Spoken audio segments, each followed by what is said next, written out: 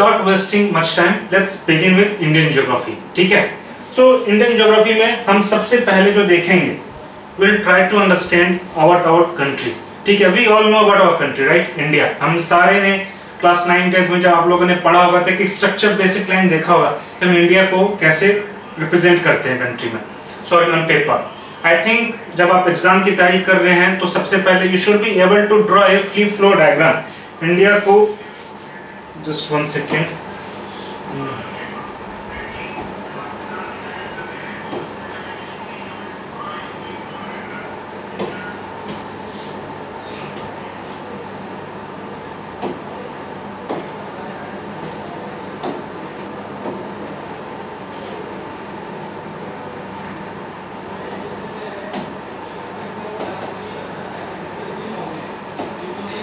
ठीक है।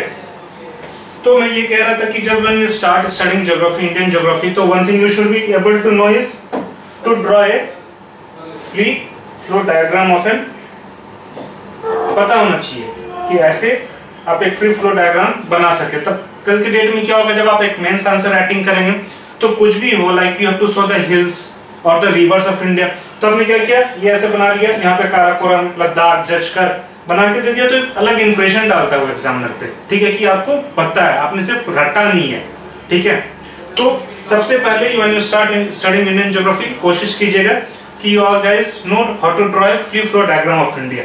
ठीक है, तो अब हम लोग एक इंडिया का जो मानचित्र है वो हमें एक दिमाग में छपा हुआ है कि ये है, तो हम लोग जानते हैं कि उसके सारे मतलब डिटेल्स क्या ना, let's get to the final details. ठीक है, ऑफ आवर कंट्री। तो अगर हम इंडिया के अगर ऐसे ज्योग्राफिकल यूनिट बात करें तो India is a vast country. ठीक है, we all know that, but it lies entirely in the northern hemisphere. ठीक है, ये चीज ध्यान देंगे कि इतनी बड़ी कंट्री है लेकिन ये पूरा नॉर्दर्न हेमिस्फीयर पे ही लाई करती है। ठीक है, और अगर इसकी मेनलैंड की एक्सटेंशन देखेंगे तो इसकी कोऑर्डिनेट्स हैं 8 degree 4 minute north and 37 degree 6 minute north. ठीक है, और अगर लॉन्गिट्यूड की बात करें तो 68 to 97, ये कोऑर्डिनेट्स को आपको याद करना है। ठीक है, ये काफी बार एग्जाम्स में, कॉम्पिटिटिव एग्जाम्स में पूछ लेते हैं कि अच्छा ये कोऑर्डिनेट्स दे दिए उन्होंने 4 ऑप्शंस एंड पूछ ले कि which of them is right. तो काफी इजी है, ज्यादा नहीं है, 8 डिग्री एंड 37 ये याद रखना, और 68 एंड 97।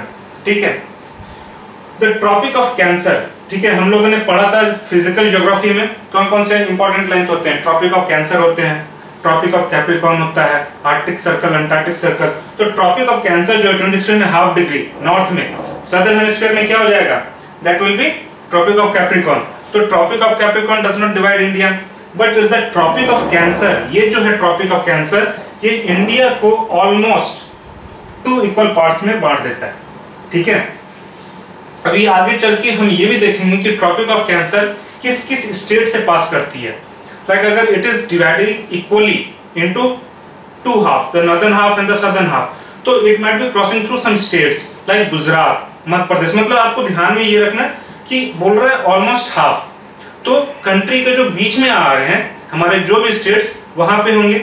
लेकिन जैसे शुरुआत करें इधर से, हम लोग चलते हैं वेस्ट टू ईस्ट, तो गुजरात एक आएगा, फिर मध्य प्रदेश आएगा, फिर छत्तीसगढ़ आएगा, झारखंड आएगा, वेस्ट बंगाल आएगा, और फिर उधर नॉर्थ ईस्ट में चलेंगे तो आपका असम आएगा, और असम से पहले त्रिपुरा एंड मिजोरम। ठीक है, this are the 8 countries through which tropic of cancer pass. Akash Arya, good evening. ठीक है, तो tropic of cancer divides our country into 2 almost equal halfs. To the south east and south west of the mainland at the Andaman and Nicobar. पता है आपको, देखिए कहां पे अपना Andaman and Nicobar, this is Andaman and this is Nicobar islands. देखिए ये कोऑर्डिनेट्स यहाँ पे दे दिया गया, शायद मैं नहीं आ रहा हूँ कैमरा में, इधर से सी, ये हो गया आपका 37 डिग्री। इसको समझते हुए चलना है कि कौन सा ऊपर में आ रहा है। ट्रॉपिक ऑफ कैंसर कहाँ, इक्वेटर, अपना पता है यहाँ पे है इक्वेटर।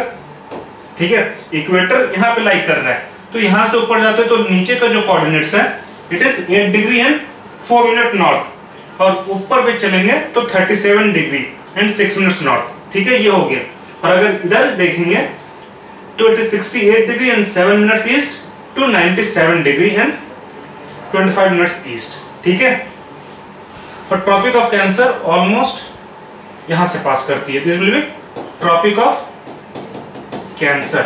ठीक है, ये हो गए हमारे अंडमान निकोबार आइलैंड्स, ये हो हमारे Lakshadweep islands. I think this सब देखिए ये सब बेसिक्स हैं। आई नो आप लोगों ने पढ़ा होगा क्लास 9-10 में, आप लोगों की स्कूल में जरूर पढ़ा होगा, बट फिर भी हम लोग अगर पढ़ रहे हैं तो we can't skip this things, ये भी हमें पढ़ते हुए चलना है। तो हमें पता चलिए कि अंडमान है, निकोबार आइलैंड्स हैं, एंड लक्षद्वीप आइलैंड्स हैं। ठीक है, ये भी पता है, ये बे ऑफ बंगाल हो गया, ये अरेबियन सी हो गया। तो southern most point of the country is the Pygmalion point. ये शायद आप लोगों ने नहीं सुना होगा, आप लोगों ने सुना होगा इंदिरा पॉइंट कहते हैं।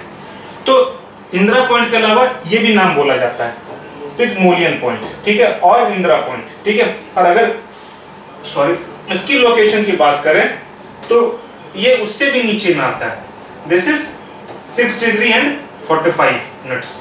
अब नॉर्थ ऑफ एक्सटेंशन क्या है? Indira call in Kashmir.